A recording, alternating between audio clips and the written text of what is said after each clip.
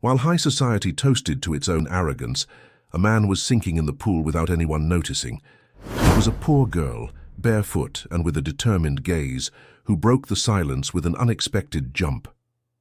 If you were touched by this beautiful story of resilience and love, don't forget to subscribe to our channel and tell us which city you're watching from. Continuing. The sound of water mingled with the elegant voices echoing through the imposing Hamptons estate. The sunny afternoon served as a backdrop for a luxurious party, where crystal glasses clinked and the laughter of the elite drowned out any sign of danger. No one paid attention to the man who staggered at the edge of the infinity pool, visibly dizzy, his jacket already half loose, his tie slack, and his eyes lost in emptiness. Maxwell Blackwood, tech billionaire, and one of the most influential men in New York's high society, was accustomed to being the center of attention. Yet at that moment he was alone. A sudden illness, perhaps an imbalance caused by heat and exhaustion from the endless meetings and negotiations that had filled his week, made him lose control of his own body. In seconds he fell forcefully into the water. The impact was silent, almost elegant, as if it were part of the party's choreography. But the reality was very different. Maxwell sank, his body paralyzed, without the strength to react. The water swallowed his silent screams. His arms struggled in vain, and it was at this moment that an unexpected figure emerged from among the hedges. Small, skinny, with torn clothes and bare feet, a girl of no more than 7 years observed everything with wide eyes. She had come to collect food scraps and cans from the party, as she always did whenever she knew there would be an event at the mansion. But on that day something different happened. She saw the submerged body, the man struggling, and without thinking twice she ran. She crossed the lawn, ignoring the looks of contempt from the guests, and threw herself into the water with the same courage that only those who live on the margins know. "Oh my God, there's a child in the pool!" someone finally shouted, but not out of concern for the drowning man, only shock at the intrusion. Olivia Hayes was the daughter of Sarah Hayes, who worked as a part-time cleaner for some of the Hampton estates, including the Blackwoods. They lived in a small trailer on the outskirts of town, part of the invisible workforce that kept the summer paradise running. Sarah had always taught her daughter to stay out of sight during these fancy gatherings, but Olivia had developed a habit of scavenging the leftovers when hunger pressed too hard. The girl swam with difficulty but was determined. Her skinny arms cut through the water toward the man, while the laughter on the veranda fell silent, one by one, replaced by exclamations of astonishment and shock. No security guard, waiter, or guest moved, only her. She reached the billionaire at the bottom of the pool and with superhuman effort managed to pull him up. When they emerged, the man was still unconscious. The girl dragged him to the edge, holding his head above water. She screamed for help, but her voice was small, almost ignored amid the luxury that did not allow a poor child to be heard. "Someone help me," Olivia cried out, her voice breaking with fear and exertion. Amelia Blackwood, Maxwell's wife, stood frozen at the edge of the pool, her designer dress and perfect makeup a stark contrast to the scene unfolding before her. She was the epitome of East Coast high society, former beauty queen, philanthropist by title but socialite by nature. The sight of her husband being rescued by a ragged child was something her carefully curated world had not prepared her for. Olivia then began to press his chest with her small hands, copying what she had once seen on TV. With each movement, her tears mixed with the chlorinated water. She was desperate, but she didn't stop. She only stopped when the man coughed and expelled water, beginning to breathe with difficulty. The applause did not come. Silence prevailed. The elite observed in shock. The man, upon awakening, saw the girl's face and did not understand. He was alive, saved by someone he would never have imagined seeing there, much less as his savior. Who are you?" Maxwell whispered, water still dripping from his beard. Dr. Jonathan Reeves, a cardiologist and guest at the party, finally broke through the stunned crowd. "Give him space! I'm a doctor." He knelt beside Maxwell, checking his vitals, while giving sidelong glances at the soaking wet child who had done what none of them had thought to do. Sarah Hayes, who had been working in a corner of the property, ran over when she realized what was happening. She pushed her way through the guests and fell to her knees beside her daughter. Maxwell, still dizzy, extended his hand, touching the girl's face. It was as if only then had he understood that his life had been saved by someone he would never have noticed. From that moment, everything changed. "Olivia, what have you done?" Sarah gasped, pulling her daughter close, fear evident in her eyes, not for what Olivia had done, but for the consequences of being so visible in a world that preferred them invisible. "She saved him," Dr. Reeves stated matter-of-factly, his professional tone cutting through the tension. "This child performed a perfect rescue. Mr. Blackwood would have been in serious trouble without her intervention." The crowd of New York's elite, bankers, hedge fund managers, tech entrepreneurs, old money families, stood in awkward silence. Some looked away, ashamed of their inaction. Others whispered behind manicured hands, already spinning the incident into tomorrow's gossip. Maxwell Blackwood was helped to his feet by his personal assistant, James Wilson, who had appeared from nowhere, his normally impassive face showing genuine concern. "Sir, we should get you to a hospital immediately," James insisted. But Maxwell waved him off. "No," the billionaire said, his voice growing stronger as he looked at Olivia and Sarah. "I want to know who these people are." "The child. She saved my life." Amelia stepped forward, finally composing herself. "Darling, you're in shock. Let's get you inside and changed. We'll deal with how this later." Her voice dripped with the particular kind of disdain that only the extremely privileged can master. But Maxwell stood his ground, still staring at Olivia with wonderment. "What's your name, young lady?" "Olivia Hayes, sir," the girl replied, shivering despite the summer heat. "And you work here?" Maxwell asked, turning to Sarah. "I clean, yes. Part-time," Sarah answered, her arm protectively around her daughter's shoulders. "I'm so sorry about this. She shouldn't have been here. We'll go now." "Go? After saving my life?" Maxwell looked genuinely puzzled. "James, get them some dry clothes and bring them to my study in an hour. I want to speak with them properly." Amelia's face tightened, her social smile strained to breaking point. "Maxwell, the governor is here. The senator, too. This isn't the time for—" "An hour, James," Maxwell repeated, ignoring his wife completely. "And make sure they're comfortable." As Maxwell was led away, the party awkwardly resumed. Waiters appeared with fresh drinks, the band began playing again, and conversation gradually bubbled up. But something had shifted in the perfect Hamptons afternoon.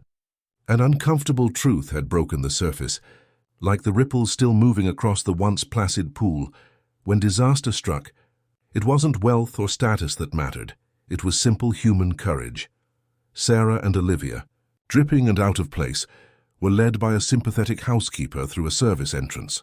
As they disappeared from view, Amelia Blackwood's gaze followed them, her eyes narrowing with calculation and something darker, a recognition that something precious to her was suddenly at risk. "Find out everything about them," she whispered to her personal assistant. Everything. The wood-paneled study of Maxwell Blackwood was a shrine to success, walls adorned with magazine covers featuring his face, shelves displaying industry awards, and a large window overlooking the manicured grounds of his Hamptons estate. For someone like Sarah Hayes, who usually only entered such rooms to dust them, sitting in one of the leather chairs as an invited guest felt like crossing into a forbidden realm. Olivia, now dressed in borrowed clothes that hung loosely on her small frame, swung her legs nervously, her feet not touching the ground. The outfit, likely belonging to the child of one of the household staff, was cleaner and newer than anything she'd worn before. She kept touching the soft fabric with wonder. "How are you feeling?" Sarah asked her daughter softly, brushing back a strand of Olivia's still damp hair. "I'm okay," Olivia whispered. "Is the man going to be angry with us?" Sarah hesitated. In her experience, the wealthy were unpredictable, sometimes generous when pleased, often cruel when inconvenienced. And Olivia had certainly caused a disruption. "We'll see," was all she could say. The heavy oak door opened and Maxwell Blackwood entered. He had changed into casual but unmistakably expensive clothes, a simple black sweater that probably cost more than Sarah's monthly rent, and tailored pants. He moved with the deliberate confidence of someone used to commanding rooms much larger than this. "Mrs. Hayes," he nodded to Sarah, then turned to Olivia with a softer expression. "And the brave Miss Olivia."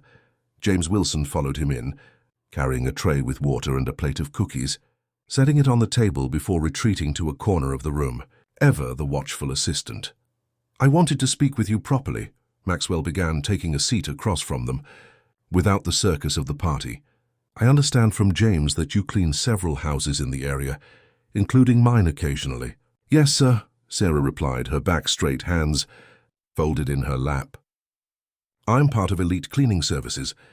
We handle many of the estates here. Maxwell nodded thoughtfully. And your daughter, does she often accompany you to work? Sarah's face flushed with embarrassment. No, sir. Never during working hours. I don't know why she was here today. It won't happen again.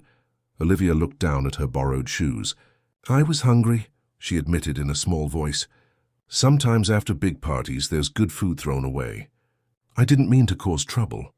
Something flickered across Maxwell's face, surprise perhaps, or realization.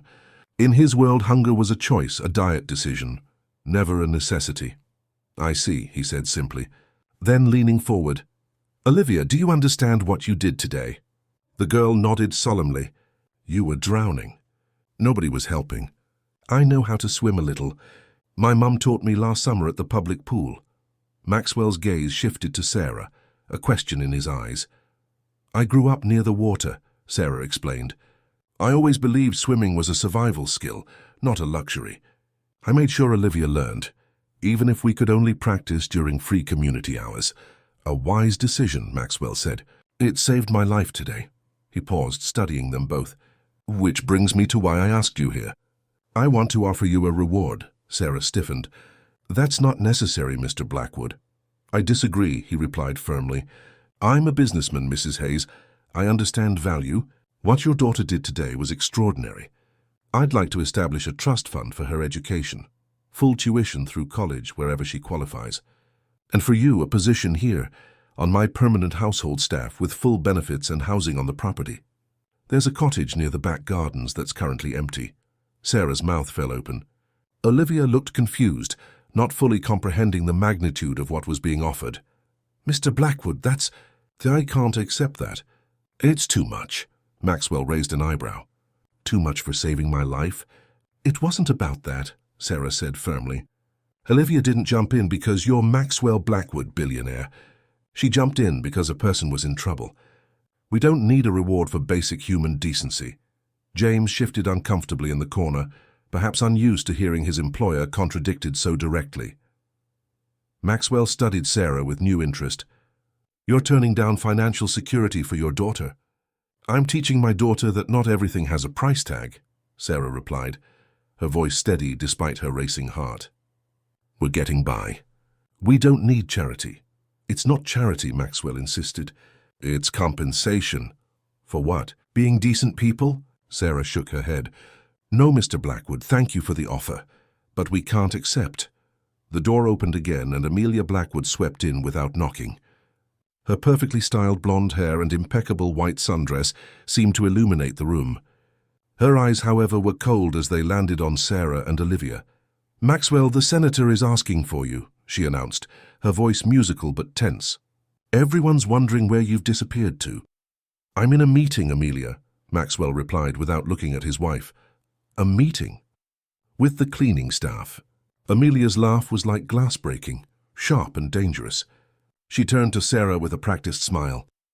We're all very grateful for your daughter's impulsive action today. The Blackwood Foundation will make a suitable donation to a swimming safety program in her name. Now, if you'll excuse us, we have guests. Sarah stood, recognizing a dismissal. We should go. Thank you for the dry clothes. We'll return them, of course. Keep them, Amelia said with a wave of her hand. Consider it a token of our appreciation. Maxwell stood as well, frustration evident on his face. This conversation isn't finished, Mrs. Hayes. I believe it is, Mr. Blackwood, Sarah replied quietly. Come on, Olivia. As they walked toward the door, Maxwell called out, Olivia, wait. He approached the girl and crouched to her eye level. What you did today was brave and extraordinary. Don't let anyone ever tell you differently. Olivia looked at him solemnly. You should be more careful by the pool. Mr. Blackwood, my mum says water doesn't care if you're rich or poor, it can take anyone. A genuine smile broke across Maxwell's face, perhaps the first real one that day. Your mum sounds very wise. As Sarah and Olivia left, escorted by James, Amelia closed the door behind them with unnecessary force. "What were you thinking, Maxwell? Offering them a cottage on our property? Have you completely lost your mind?" Maxwell turned to his wife, the smile fading. "I nearly died today, Amelia. That child saved me while you and 40 of our closest friends stood watching. You had too much to drink and fell in the pool," Amelia dismissed. "Dr. Reeves said you would have been fine." "That's not what happened, and you know it." Maxwell moved to the window, watching as Sarah and Olivia crossed the lawn toward the service gate. "Something's wrong with me, Amelia. The dizziness, the fatigue, it's getting worse." "Then see a specialist," Amelia snapped. "Don't try to adopt your cleaning lady and her daughter out of some misplaced guilt or midlife crisis." Maxwell turned to face his wife of 15 years. In the golden afternoon light, he could see the calculation behind her concern, the way her eyes darted to the door, anxious about who might overhear their conversation. "When did we become these people, Amelia?" he asked quietly. "What people?" she challenged. "People who see a hungry child scavenging for food scraps at our party and don't even notice." Amelia's perfectly composed face hardened. "Don't be dramatic, Maxwell. We donate millions to charity every year. You can't save everyone personally." "No," Maxwell agreed, turning back to the window. Sarah and Olivia had disappeared from view. "But perhaps I can save someone." Amelia approached her husband, resting a manicured hand on his shoulder. "The medication is affecting your judgment. Come back to the party, smile for the governor, and we'll discuss this tomorrow when you're thinking clearly." Maxwell allowed himself to be led from the study, but his mind remained fixed on the woman who had refused his money and the child who had saved his life. For the first time in years, something had pierced the bubble of privilege surrounding him, something real and urgent and true. Outside the mansion, Sarah and Olivia walked along the service road toward the bus stop, their damp original clothes in a plastic bag provided by the housekeeper.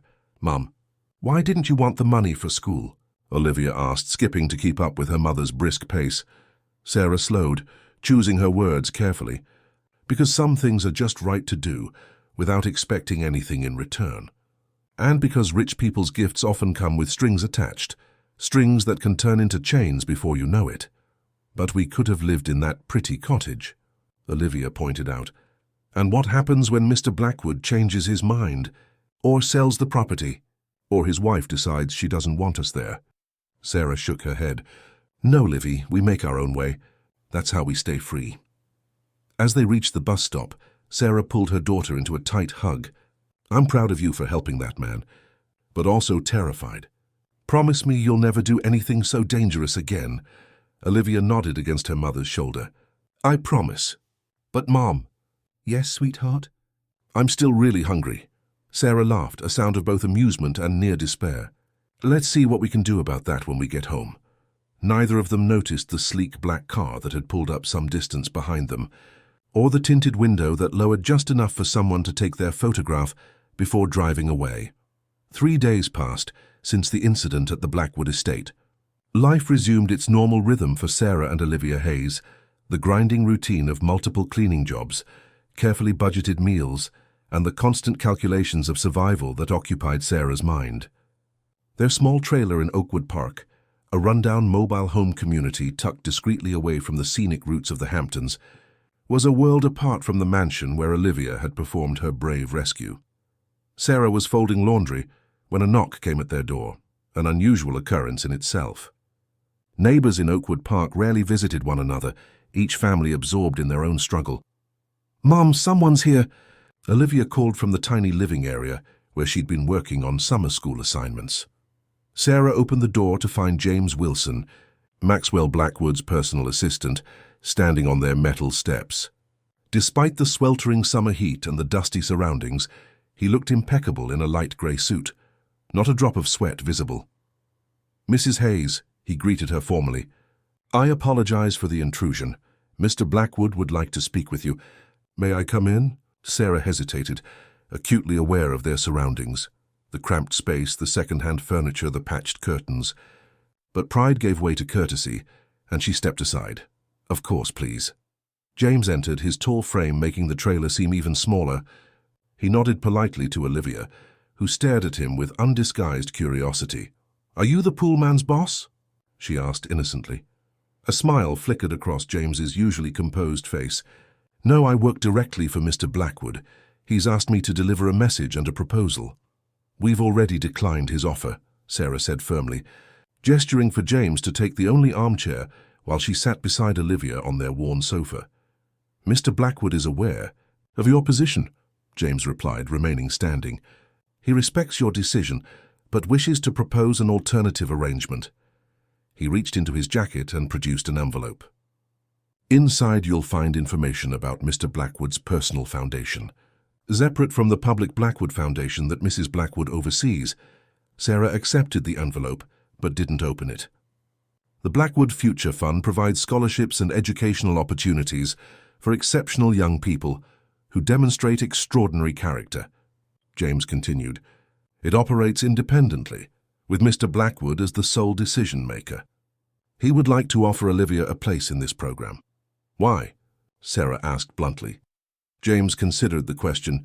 "Mr. Blackwood believes that courage and integrity should be rewarded, particularly when found in unexpected places. The scholarship comes with no strings attached, no publicity requirements, no appearances at foundation events, nothing but educational support." Sarah still looked skeptical. "And what exactly does this support entail?" "Tuition at Bridgehampton Academy, a private school known for its excellent programs starting this fall. All expenses covered, uniforms, supplies, extracurricular activities. Upon graduation, a full scholarship to any university Olivia qualifies for. Additionally, a monthly stipend to cover transportation and any income you might lose by adjusting your work schedule to accommodate Olivia's school hours." Olivia's eyes widened. "A real school? With science labs and everything?"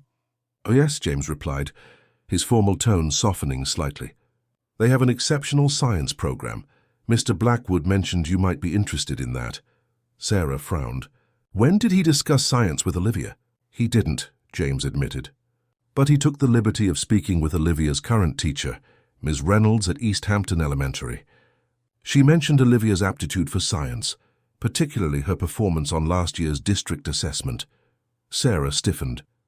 "He investigated my daughter without my permission. He wanted to understand how best to help," James explained, unperturbed by her reaction. "The offer is genuine, Mrs. Hayes, and it's structured as a scholarship through an established foundation, not as personal charity." Sarah looked down at the envelope in her hands, torn between opportunity for her daughter and suspicion of wealthy benefactors with unclear motives.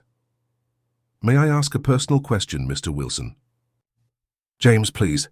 "And yes, why is Maxwell Blackwood so interested in helping us?" "The truth." James was silent for a moment, choosing his words carefully. "Mr. Blackwood has been different since the incident, reflective. He's been diagnosed with a condition, a neurological issue that caused his fall. It's manageable with treatment, but it was a wake-up call. I believe he sees Olivia's action as more than just a rescue. He sees it as a reminder of values he once held dear." "And his wife?" Sarah asked pointedly. "Where does she stand on this generous offer?" "Mrs. Blackwood is not involved with this foundation," James replied diplomatically. "It was established before their marriage." The implication was clear. Amelia didn't know about the offer. Sarah considered this new information, recognizing both the opportunity and the potential complications. "I need time to think about it," she finally said. James nodded. "Of course, there's a number in the packet where you can reach me directly. Mr. Blackwood also asked me to give you this." He produced a small business card.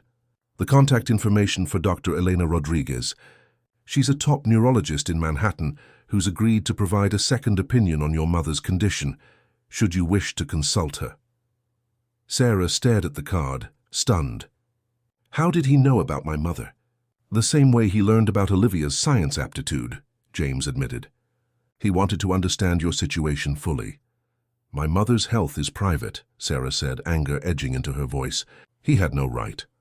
"You're absolutely correct," James acknowledged, "and he's prepared for you to decline all offers, including this one. But he asked me to tell you that Dr. Rodriguez is exceptional, and your mother's case, early-onset dementia complicated by diabetes, might benefit from her expertise." Sarah's hand trembled slightly as she took the card. Her mother, once vibrant and independent, now lived in a state facility with minimal care, all Sarah could afford on her income. The thought of a specialist, a real chance for better treatment. "Tell Mr. Blackwood I'll consider his proposals," she said finally. "All of them." James nodded, satisfied. "That's all he asks." He turned to leave, then paused. "One more thing. Mr. Blackwood would like to meet with you again, this time on neutral ground. He suggested the Lighthouse Cafe in Montauk next Tuesday at 2 p.m. It's a public place, very casual. He'll come alone." After James left, Sarah sat in silence, the envelope and card heavy in her hands. Olivia watched her, unusually quiet. "Mom, are you mad?" she finally asked. Sarah looked at her daughter, this fierce, brave girl who deserved so much more than Sarah had been able to provide. "No, baby. Just thinking. About school. About everything." Sarah pulled Olivia close. "What do you think? Would you want to go to this fancy school if it meant changing a lot of things?" Olivia considered the question with surprising seriousness for a 7-year-old. "Would I still live with you?" "That of course. Would I still see my friends from the park?" "We'd make sure of it." Olivia nodded slowly. "Then I think I'd like to try. Ms. Reynolds says I'm smart enough for a better school, but she also says some things aren't fair in life." Sarah felt a tightness in her chest, pride mixed with a deep ache. "Your teacher is right about both things." Later that night, after Olivia was asleep, Sarah opened the envelope and spread its contents across their small kitchen table. The scholarship information was impressive, comprehensive, thoughtfully structured, and legitimate as far as she could tell. But it was another document that captured her attention, a newspaper clipping from 12 years ago. The headline read, "Local Hero Drowns Saving Child." The article described how a young woman, Emily Rivera, had drowned while rescuing a 5-year-old boy who had fallen into a lake at a company picnic, a company owned by Maxwell Blackwood. Sarah's mind raced. Was this coincidence or something more? Was Blackwood's interest in them genuine generosity, or was it guilt over a past tragedy? And if she accepted his help, what would it really cost them? She pulled out her phone and, after a moment's hesitation, typed a message to the number James had provided. "Tuesday, 2 p.m., I'll be there."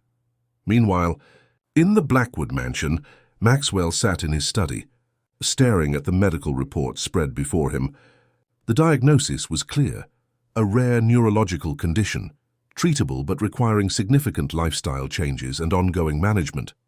His mortality, once an abstract concept for the future, had suddenly become immediate and real. His phone buzzed with a message. He read Sarah's confirmation and felt a sense of purpose he hadn't experienced in years. Whatever Amelia might think, whatever his board of directors might say, he was determined to make this right, to honor both the woman who had died saving a child from his company's negligence years ago and the child who had now saved him. "James," he called. "Knowing his assistant would be working late as always, we need to make some arrangements for Tuesday." Across the hallway, in her private sitting room, Amelia Blackwood was also making arrangements. Her perfectly manicured nails tapped against her phone screen as she reviewed the information her private investigator had compiled on Sarah and Olivia Hayes. "Interesting," she murmured, pausing on a detail about Sarah's past. "Very interesting indeed." She placed a call. "Preston, it's Amelia. I need you to dig deeper on Sarah Hayes. Specifically, I need to know everything about her time in Colorado." "Yes, it's important." "No, Maxwell cannot know about this." "Thank you, darling." She ended the call and walked to her window, gazing out at the pool where the incident had occurred. The water was still and perfect in the moonlight, betraying nothing of the disruption it had caused to her carefully controlled world. "No one threatens what's mine," she whispered to her reflection in the glass. "No one." The Lighthouse Cafe in Montauk was a world away from the opulence of the Hamptons estates. A weathered wooden structure perched on the edge of a cliff overlooking the Atlantic. It served simple food to a mix of locals and tourists seeking authenticity rather than status. For Sarah, it felt like neutral ground, neither the mansion that intimidated her nor the trailer park that might embarrass her. She arrived 15 minutes early, leaving Olivia with Mrs. Diaz, their elderly neighbor who occasionally watched her daughter when work schedules conflicted. Sarah had dressed carefully in her best clothes, a simple blue sundress and sandals that she saved for special occasions. Her dark hair was pulled back in a neat ponytail, and she wore minimal makeup.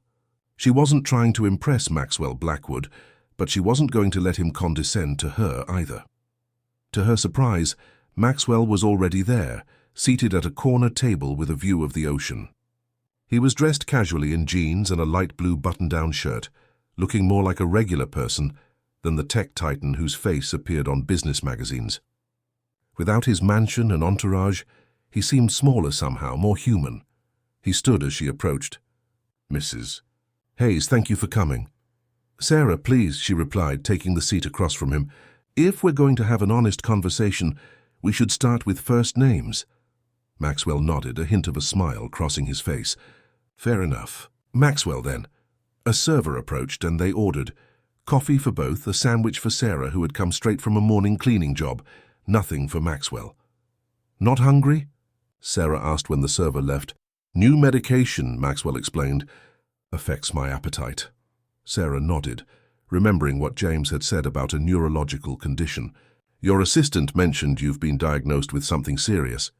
"Cerebral arteriovenous malformation," Maxwell said matter-of-factly. "Essentially tangled blood vessels in my brain that can rupture without warning. What happened at the pool was a minor event, a warning sign. I'm on medication now and I've scheduled surgery for next month. The prognosis is good, but it was illuminating." "I imagine so," Sarah said quietly. Maxwell studied her for a moment. "James told me you're considering the scholarship for Olivia." "I'm considering all of it," Sarah clarified. "The scholarship, the neurologist for my mother. But I have questions. I'd be disappointed if you didn't." Sarah pulled the newspaper clipping from her purse and placed it on the table between them. "Starting with this." Maxwell's expression changed as he recognized the article. Something like pain flickered across his features before he composed himself. "You found that in the packet?" "Yes. Was it meant to be there?" Maxwell shook his head. "No, that was private. Something I keep as a reminder." He sighed. "But perhaps it's better that you saw it. It explains some things that might otherwise seem strange." "Like why you're so interested in helping us?" "Partly." Maxwell picked up the clipping, his fingers tracing the faded headline. "Emily Rivera was 22, a receptionist at my company's Colorado office. She was at the annual summer picnic when a colleague's son wandered away and fell into the lake. She jumped in without hesitation, got the boy out but went under herself. By the time they found her," he paused, "the boy lived. Emily didn't." "I'm sorry," Sarah said, genuine sympathy in her voice, "but I'm still not clear on the connection to us." Maxwell set the clipping down. "There isn't one, not directly. But when Olivia jumped into my pool, it brought it all back. The selflessness of it. The courage." He looked up at her. "I handled Emily's death poorly. Sent flowers to the funeral, had my legal team arrange a settlement with her family and moved on. Business as usual. I never even met the boy she saved. And now you have regrets." "Now I have perspective," Maxwell corrected. "When Olivia pulled me from that pool, I realized I'd been given something Emily never got. A second chance. And I don't want to waste it on more of the same." Their food arrived, momentarily pausing the conversation. Sarah took a bite of her sandwich, considering his words. "So this is about redemption for you," she finally said. "Helping us to make up for not doing enough for Emily Rivera. It's not that simple," Maxwell insisted. "Yes, there's an element of wanting to do better this time. But it's also about recognition, seeing something extraordinary and honoring it properly. But why go to such lengths? The private school, the specialist for my mother. It's excessive." Maxwell leaned forward. "Because I can. Because what's a life-changing amount of money for you is pocket change for me. Do you know how much I'm worth on paper, Sarah? I've read the Forbes estimates. Then you know that I could fund 10,000 scholarships like Olivia's and not notice the difference in my accounts. What does that say about our system? About the world we've built?" Sarah set down her sandwich, studying him with new interest. "Are you having some kind of crisis of conscience, Mr. Blackwood?" A genuine laugh escaped him. "Probably.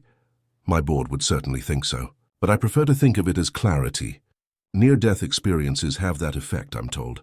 And your wife, what does she think of your newfound clarity?" Maxwell's expression hardened slightly. "Amelia and I have different priorities at the moment." Sarah took a sip of her coffee, choosing her next words carefully. I appreciate your honesty and your offers, but I'm still concerned about accepting such significant help from someone we barely know, especially when it seems to be causing tension in your marriage.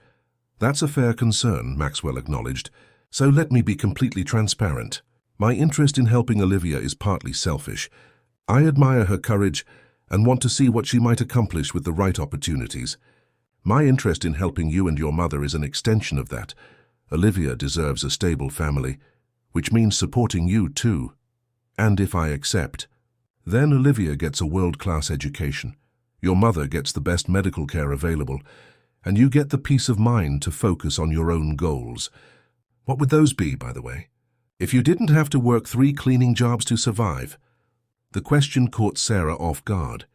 It had been so long since anyone had asked about her dreams, her ambitions beyond survival.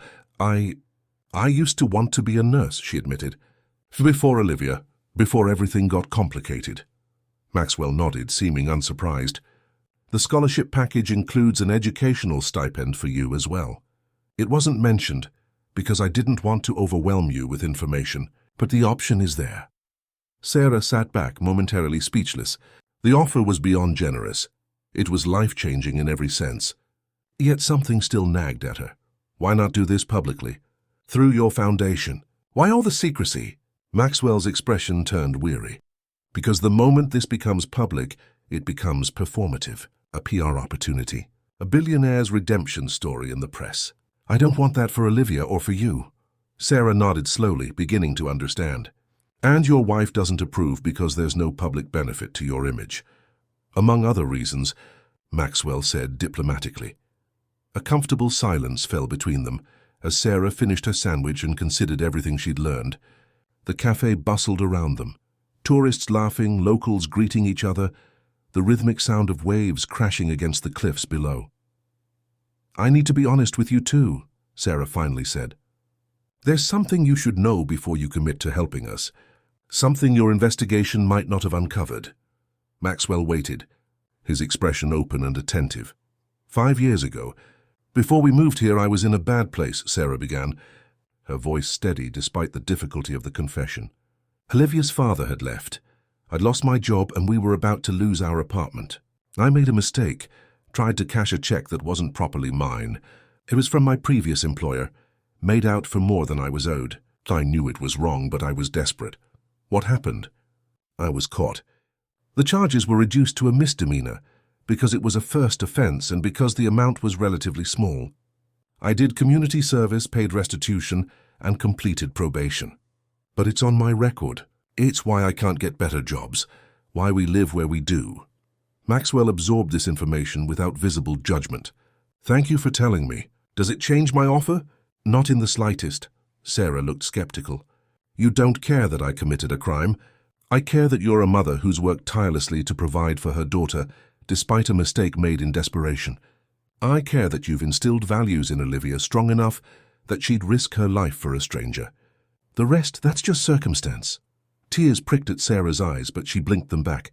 She wasn't a woman who cried easily, especially not in public, especially not in front of billionaires.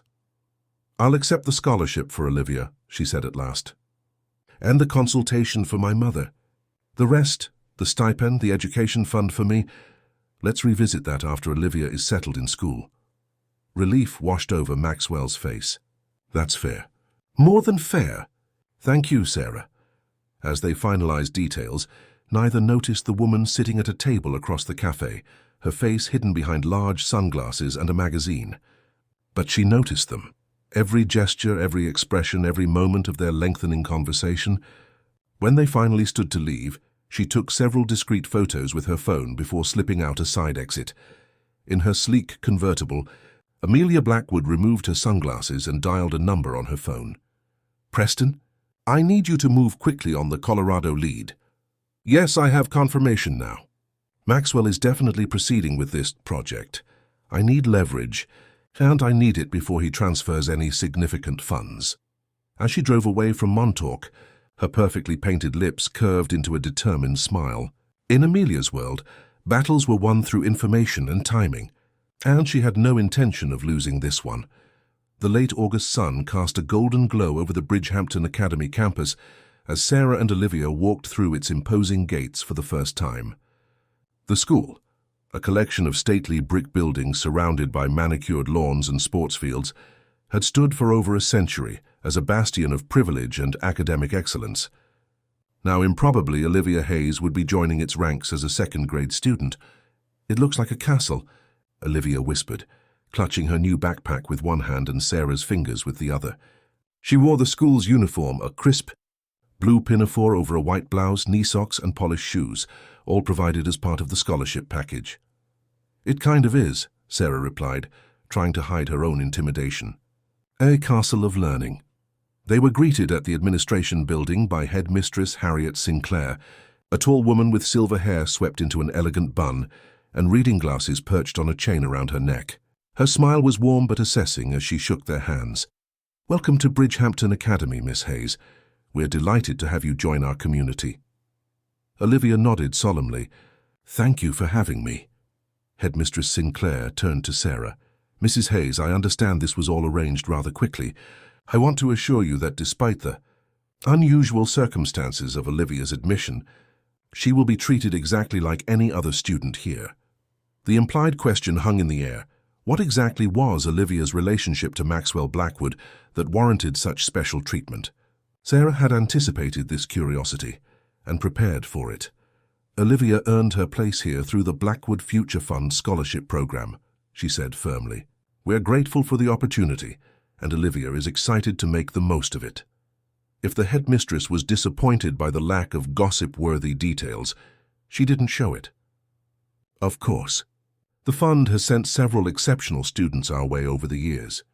Now, shall we tour the campus? Olivia's classroom is in the Ellis Building, where all our elementary students are housed." As they walked through the grounds, Olivia's initial nervousness gave way to excitement at the sight of science labs, an art studio with real pottery wheels, and a library larger than their entire trailer. Sarah, meanwhile, was calculating bus routes and schedules in her head. The transportation stipend would help, but the logistics of getting Olivia to and from school while maintaining her cleaning jobs would be challenging.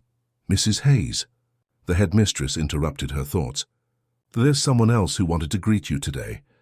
Standing at the entrance to the elementary wing was James Wilson, as impeccably dressed as always. Beside him was a woman Sarah didn't recognize, Asian American, perhaps in her early 40s, with a kind face and a professional demeanor. "Mrs. Hayes, Olivia," James greeted them.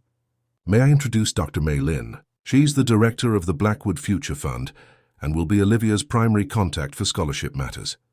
Dr. Lin stepped forward with a warm smile. "It's wonderful to meet you both. I apologize for not being involved earlier, but Mr. Blackwood wanted to establish the scholarship parameters personally before bringing me in."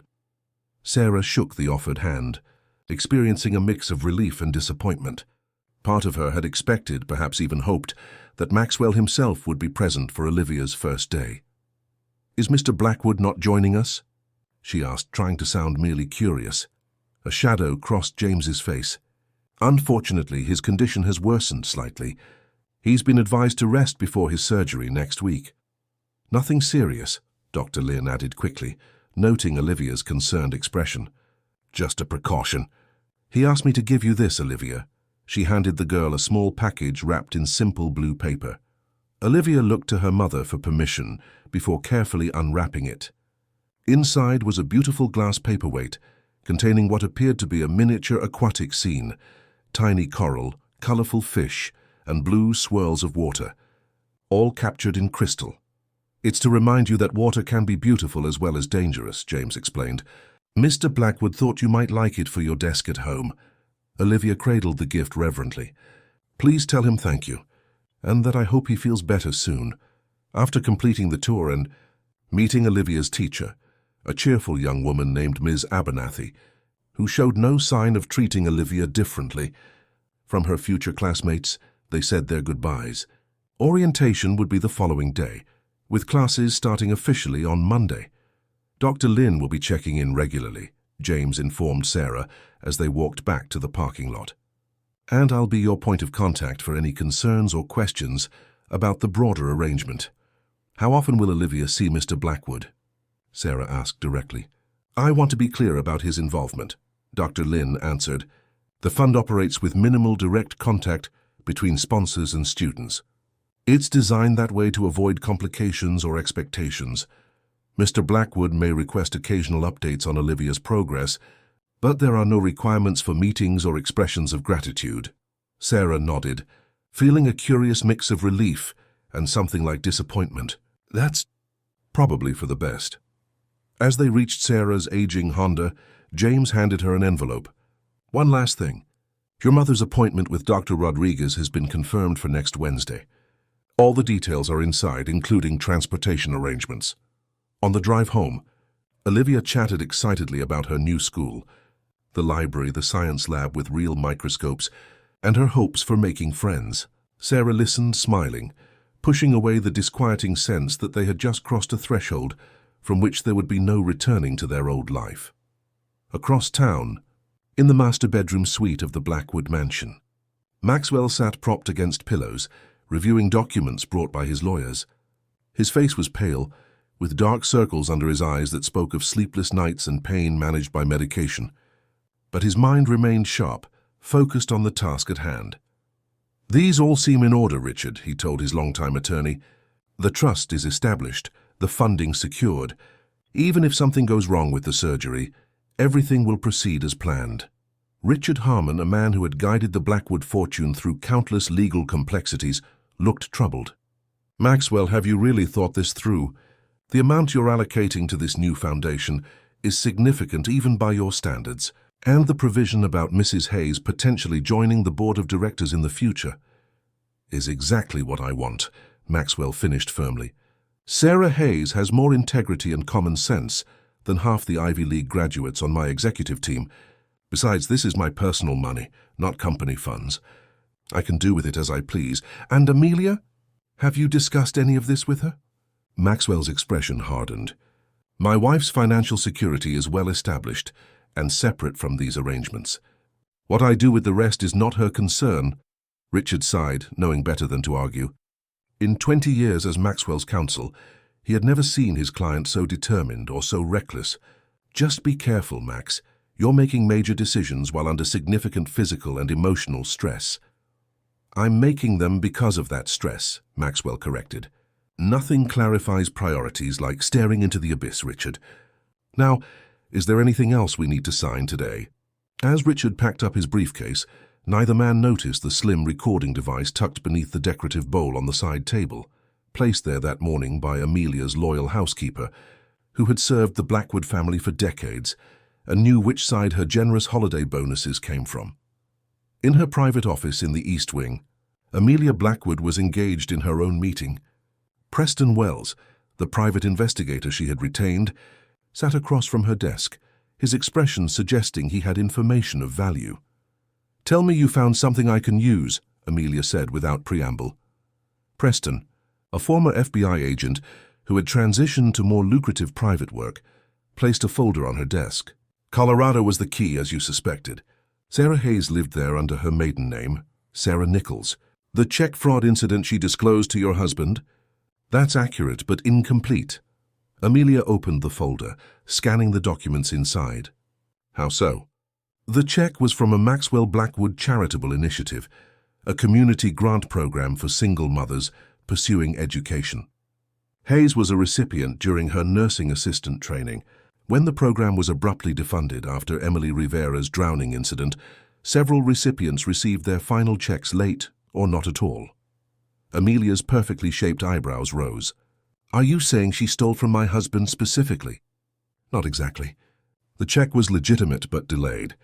The issue was that she deposited it after the grant account had been closed during the reorganization, following the Rivera scandal. Technically fraud, but understandable given the circumstances. And Blackwood's company pressed charges anyway? Preston nodded. Standard corporate policy for financial impropriety. I doubt Maxwell was even aware of it. It would have been handled at a much lower level. Amelia sat back, processing this information. So Sarah Hayes has a history with my husband's company that predates their poolside drama. Does she know? Unknown. But here's where it gets interesting. Preston turned to a different document. Hayes was originally from Lakewood, Colorado, the same town where Emily Rivera grew up. They attended the same high school 3 years apart. Were they connected? Friends or family? No direct connection I could find. But small town, similar backgrounds. They would have known of each other at minimum. Amelia tapped her manicured nails against the desk, mind working rapidly. So this woman, whose daughter coincidentally saved my husband from drowning, has connections to both a past tragedy involving his company and a person whose death has haunted him for years. It seems that way. That's not coincidence, Preston. That's calculated. Amelia stood, moving to the window. She's playing a long game, using her daughter to access Maxwell's guilt and fortune. Preston looked skeptical. That's a stretch, Mrs. Blackwood. The timing of your husband's pool incident could have been engineered, Amelia cut in. Maxwell's condition was getting worse. Episodes of dizziness, disorientation. What if she knew? What if she'd been watching, waiting for an opportunity? Just for what purpose? Amelia turned, her beautiful face cold with certainty. Revenge or money? Probably both. She closed the folder decisively. I need to move quickly. Maxwell is transferring significant assets to a new foundation, one that conveniently positions Sarah Hayes to eventually have control over millions. What do you want me to do? Get me more. Anything that links her directly to Rivera or suggests this was planned. And I need it before Maxwell's surgery next week. Amelia's voice dropped to a silky tone that did nothing to mask its dangerous edge. No one threatens what I've built, Preston. No one. As dusk fell over the Hamptons, Sarah sat on the small porch of their trailer, watching Olivia carefully place her new glass paperweight on the rickety table they used for outdoor meals. The setting sun caught the crystal, sending prisms of light dancing across her daughter's delighted face. Sarah's phone buzzed with a text message from James Wilson. Mr. Blackwood asked me to check that everything went well today at the academy. He sends his regards. Sarah smiled slightly, typing back, Olivia loves the school and the gift. Please tell him thank you, and that we're thinking of him before his surgery. She set the phone down, unaware that across town, two very different visions of her future were being shaped by forces beyond her control. One of opportunity and redemption, the other of suspicion and revenge. The calm summer evening gave no hint of the storm gathering on the horizon.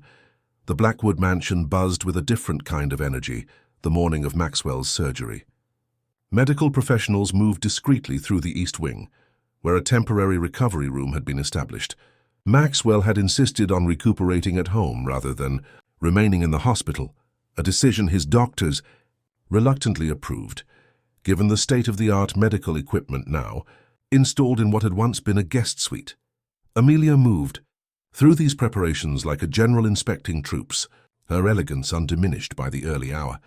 She wore a simple but exquisitely tailored navy dress, her blonde hair swept into a chignon, diamond studs glinting at her ears, the perfect picture of a devoted wife facing her husband's health crisis with dignified concern.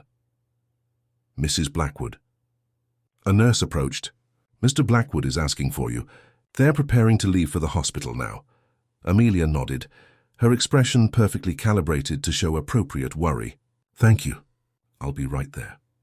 In the master bedroom, Maxwell sat on the edge of the bed, already dressed in comfortable clothes for the journey to Manhattan, where Dr. Rodriguez would perform the delicate neurosurgery. James Wilson stood nearby, reviewing last-minute details on his tablet. All the paperwork is filed, James reported as Amelia entered. The legal team confirmed everything is in order as you requested. Maxwell nodded. Thank you, James. And the other matter? Also confirmed. Dr. Lin will oversee things while you're recovering. Amelia approached her husband, placing a hand on his shoulder. What other matter, darling? I thought we agreed to put business aside until you're recovered. It's personal, not business, Maxwell replied, his tone making it clear he wouldn't elaborate. Amelia's smile didn't falter, but her eyes hardened slightly. Of course, your little project with the cleaning lady's daughter. Maxwell looked up sharply. Sarah and Olivia Hayes. They have names, Amelia. Yes, they certainly do, Amelia agreed pleasantly. Sarah Nichols Hayes, formerly of Lakewood, Colorado. Quite a coincidence, don't you think? The room fell silent. James looked uncomfortably between the couple, clearly debating whether to excuse himself. What are you talking about? Maxwell finally asked, his voice dangerously quiet. Lakewood, Amelia repeated. The same hometown as your drowning hero, Emily Rivera. The same place where your company once ran a grant program for underprivileged women, until you abruptly shut it down after the Rivera scandal. The same program Sarah Hayes was part of, before she was charged with check fraud, for trying to cash a check from your company. Maxwell's face had gone pale, but not from his condition. How do you know all this? Unlike you, I don't make major financial decisions based on pool incidents and guilty consciences. I investigate. Amelia's voice remained calm, almost sympathetic. She's using you, Maxwell. This woman has been planning her revenge for years. The daughter saving you, her calculated move to access your guilt and your money. That's absurd, Maxwell said, but uncertainty had crept into his voice. Olivia is 7 years old. You can't possibly believe she was part of some elaborate scheme. Children do what their parents tell them to do, Amelia replied. Especially when those parents are desperate. Did you know Sarah was about to be evicted from that trailer park? Did you know her mother's medical bills had gone to collections? The timing was rather convenient, wasn't it? James cleared his throat. So the medical transport team is waiting. Maxwell held up a hand, his eyes never leaving his wife's face. What exactly are you suggesting, Amelia? I'm suggesting you've been manipulated by a woman with a grudge against you and your company.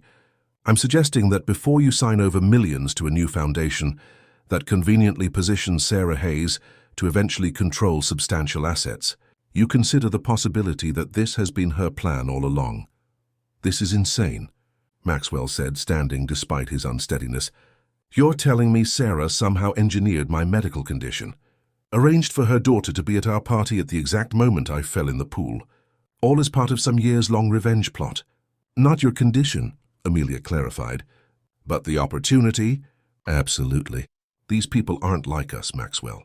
They calculate differently when they have nothing to lose. The intercom buzzed, and a voice announced that the medical transport could wait no longer if they wanted to maintain the surgical schedule. Maxwell sank back onto the bed, clearly shaken by both the confrontation and his physical weakness. James, call Sarah Hayes, he instructed. I want to speak with her immediately. That's not advisable before your surgery, James replied cautiously. The doctors have emphasized the need for calm and— Call her, Maxwell insisted. Put it on speaker. James reluctantly complied, dialing Sarah's number. After several rings, she answered, her voice breathless. Mr. Wilson? Is everything okay? Mrs. Hayes, I have Mr. Blackwood here. You're on speaker. Oh, good morning, Mr. Blackwood. Olivia and I were just talking about you. She made you a card for your surgery. We were going to drop it off later today. Maxwell's eyes closed briefly at the ordinariness, the apparent sincerity in her voice. Sarah, I need to ask you something important. Did you know Emily Rivera? The silence on the other end lasted just a beat too long. Emily Rivera? The woman who drowned saving that child? I knew who she was, yes. Everyone in Lakewood did after what happened. But you never mentioned the connection, or that you were from the same town. Another pause. I didn't think it was relevant. Lakewood isn't that small, Mr. Blackwood. We weren't friends or anything. And the grant program? My company's grant that you were accused of fraudulently cashing after it was discontinued. This time the silence stretched longer. When Sarah spoke again, her voice had hardened. I see. You've been investigating me further. Yes, I received that grant while studying to become a nursing assistant. And yes, when the program was suddenly cancelled after Emily's death, several of us were left in limbo. The final check came weeks late, after I'd already been evicted from my apartment. By the time I tried to cash it, the account had been closed. Your company pressed charges rather than acknowledging their mistake. And you didn't think that was relevant either. When you were accepting my help? Relevant to what exactly? Sarah's voice had taken on an edge. To proving I'm worthy of your generosity? Should I have presented my complete life story, all my mistakes and hardships for your approval? You asked if I had a record. I told you. I didn't realize I needed to specifically mention that your company was the one that put it there. Maxwell pressed his fingers to his temples where a headache was building. Sarah, you have to understand how this looks.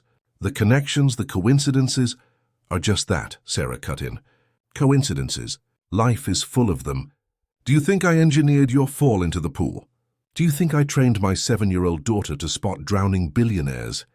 Of course not, but But what? You're having doubts, fine, withdraw the scholarship. Cancel my mother's appointment. Go back to your mansion and your perfect life, and forget you ever met us. We survived before you, Mr. Blackwood. We'll survive after you. The call ended abruptly. Maxwell stared at the phone, then at his wife, whose expression remained impassive. Are you satisfied? He asked quietly. I'm trying to protect you, Amelia replied. And our legacy? Sir, James interjected gently, we really must go. The surgical team is waiting. Maxwell stood, steadier now despite the emotional turmoil. James, after you drop me at the hospital, I want you to go see Sarah in person. Tell her, he paused considering, tell her I'm sorry for doubting her. Tell her nothing has changed with the scholarship or her mother's appointment. Maxwell, Amelia protested. And then, Maxwell continued, ignoring his wife, I want you to give her this. He reached into his pocket and pulled out a small envelope. It's a letter I wrote yesterday in case things don't go well today. James accepted the envelope with a solemn nod. I understand. You're making a mistake, Amelia said as Maxwell moved toward the door. That woman is not who you think she is. Maxwell paused, looking back at his wife of 15 years. In that moment, he saw her clearly. Not the beautiful socialite he'd married, but the calculating woman she'd become.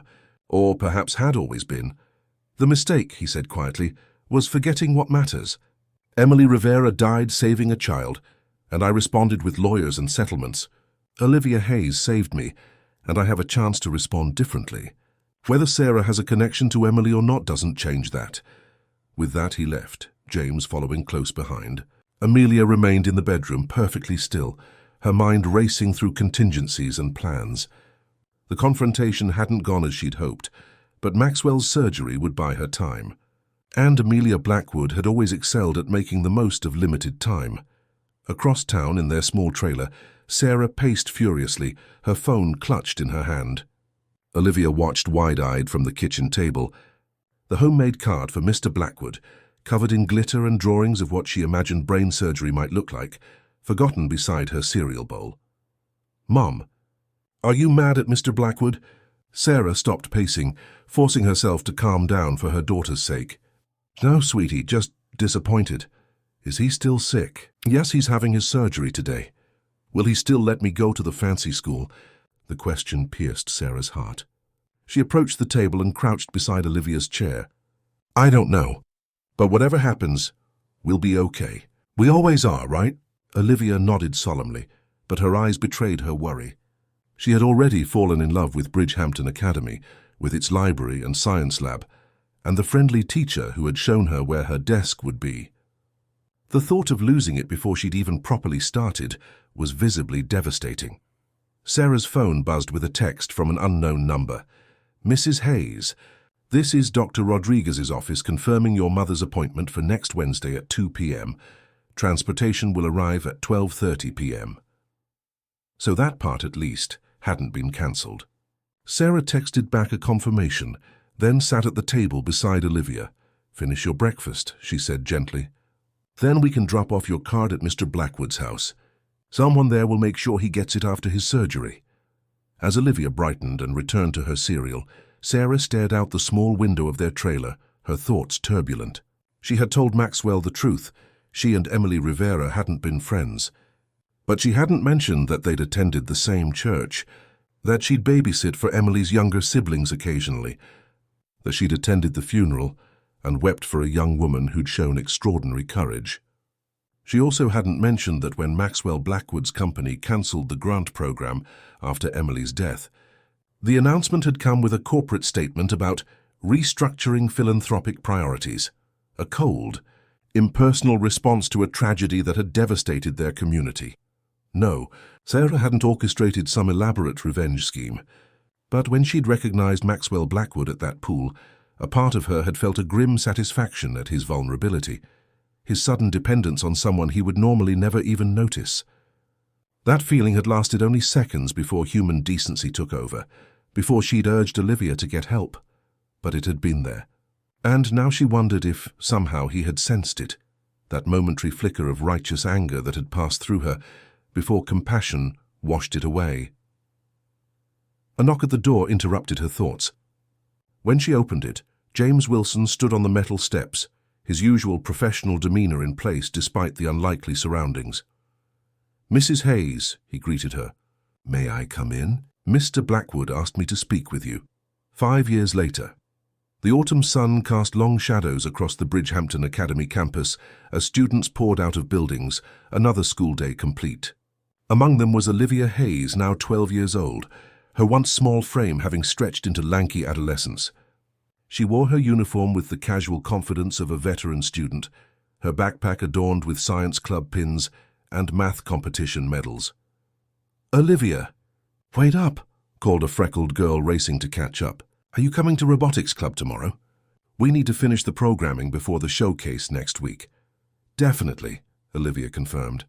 "Mum's picking me up late anyway because of her clinical rotation." The two girls continued chatting as they walked toward the pickup area, where parents in luxury SUVs and sleek sedans waited to collect their children. At the far end of the line, a more modest vehicle stood out, a practical blue Honda, newer than the one the Hayes family had owned 5 years ago, but still distinctly middle class among the wealth on display. Behind the wheel sat Sarah Hayes, her dark hair now styled in a practical bob, wearing scrubs beneath her open coat. She waved as Olivia approached, her daughter's friend peeling off toward her own ride with a cheerful goodbye. "How was your day?"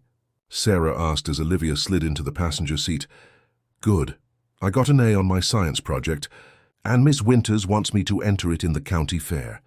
Olivia buckled her seatbelt, then asked, "Are we still going to see Mr. Blackwood today?" Sarah nodded, pulling away from the school. "Yes, he's expecting us at 4. He said he has something important to discuss."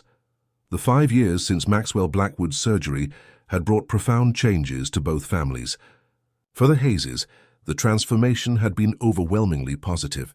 Olivia had thrived at Bridgehampton Academy, revealing an aptitude for science and mathematics that might never have been nurtured at her previous school. Sarah, with the security of the scholarship program supporting her daughter, had returned to school herself, completing her nursing degree and now working through her clinical rotations at Southampton Hospital.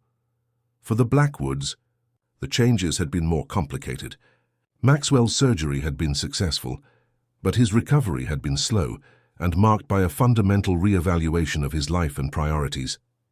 The most visible result had been his divorce from Amelia, a tabloid sensation that had eventually faded into just another cautionary tale of wealth and marital dissolution.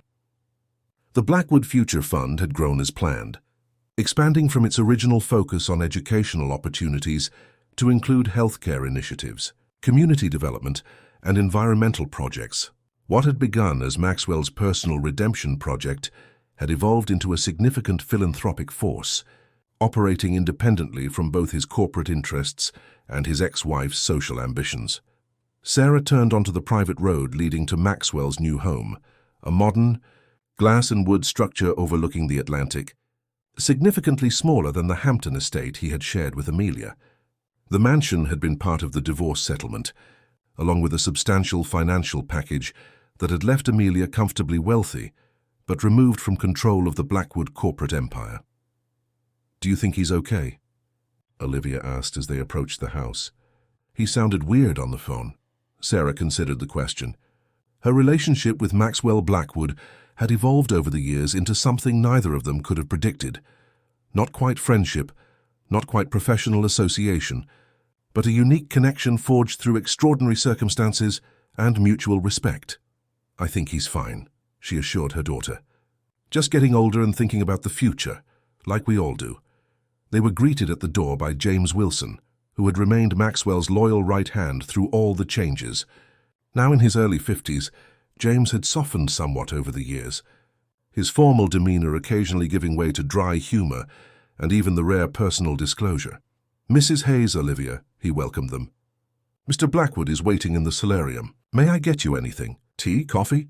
"I'm good, thanks," Sarah replied. "Can I have hot chocolate?" Olivia asked. Despite being nearly a teenager, some childish preferences remained. James nodded with a slight smile. "One hot chocolate coming up. Go on through, you know the way." The solarium was Maxwell's favorite room, a glass-enclosed space filled with plants and comfortable furniture, offering panoramic views of the ocean. Maxwell himself sat in an armchair, reading glasses perched on his nose as he reviewed documents. At 58, his hair had gone mostly grey, and the lines on his face had deepened, but he moved with the energy of a man who had confronted his mortality and decided to make the most of his reprieve. "Sarah, Olivia!" He rose to greet them, embracing Olivia warmly and offering Sarah a more reserved but genuine handshake. "Thank you for coming. Please sit." As they settled onto the comfortable sofa across from him, Maxwell studied them both with evident satisfaction. "Olivia, I hear you're making quite a name for yourself in the science department. Dr. Lin showed me your project proposal for the sustainable water filtration system." Olivia beamed. "It's based on some of the work your foundation is doing in developing countries. I thought maybe if we could make it cheaper and more portable, it could help more people." Thinking beyond the assignment, Maxwell nodded approvingly. "That's exactly the kind of innovation we need." He turned to Sarah. "And you're nearly finished with your program? James mentioned you're specializing in emergency medicine." "That's right," Sarah confirmed. "One more semester of clinicals, then boards. It's been intense, but worth it." Maxwell nodded, a look of decision crossing his face. "That brings me to why I asked you both here today.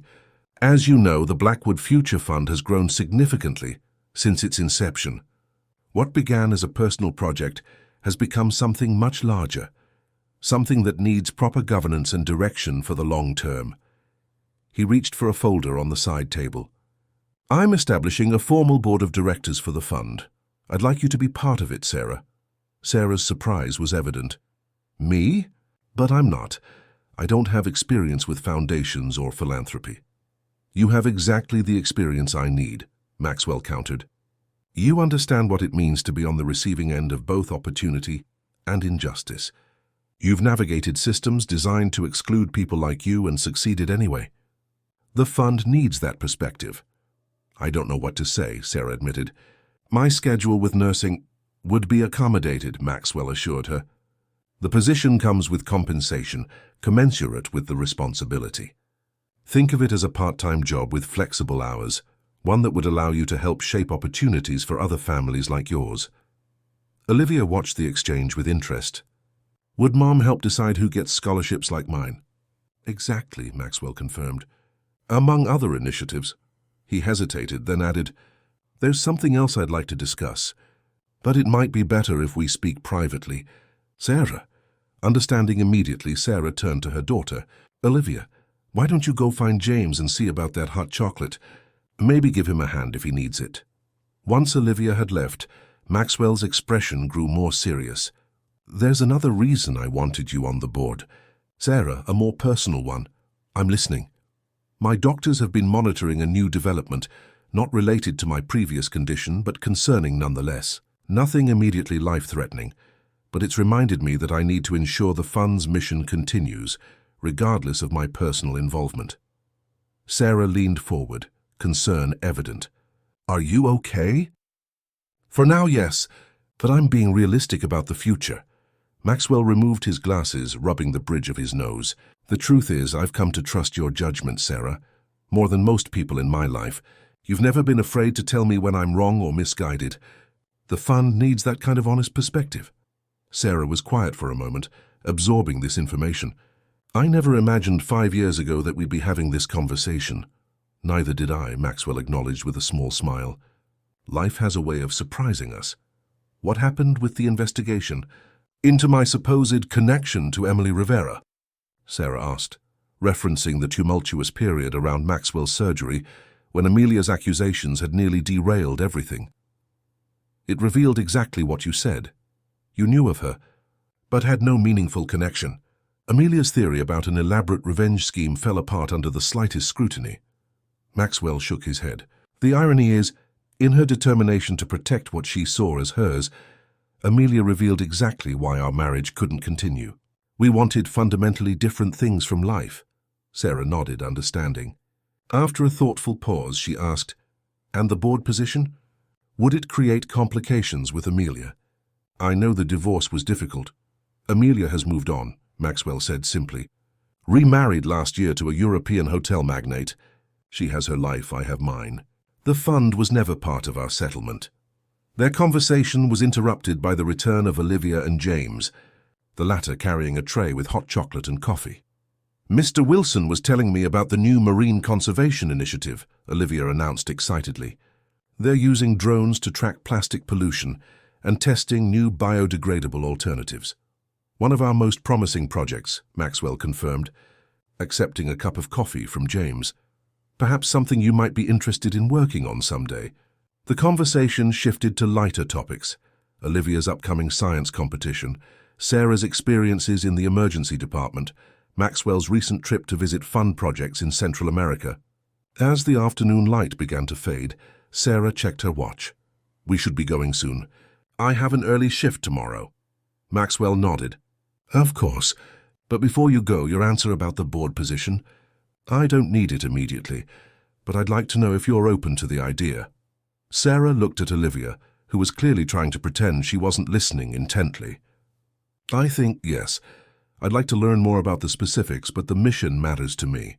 I've seen firsthand what it can accomplish." "Excellent," Maxwell said, genuine pleasure in his voice. "James will send over the details for your review." He turned to Olivia. "And you, young lady, keep up the excellent work. The Future Fund might need your scientific brilliance sooner than you think." As they said their goodbyes, Maxwell held Sarah back for a final word while Olivia walked ahead with James. "There's one more thing," he said quietly. "I never properly thanked you." "For what?" Sarah asked, puzzled. "You've thanked us numerous times for Olivia saving you." "Not for that," Maxwell clarified. "For refusing my initial offer of money. For making me see that there are better ways to express gratitude than throwing cash at people. You forced me to think beyond my checkbook, and it changed everything, not just for you and Olivia, but for me." Sarah smiled, genuinely touched. "In that case, you're welcome. And thank you for being the rare wealthy person willing to learn that lesson."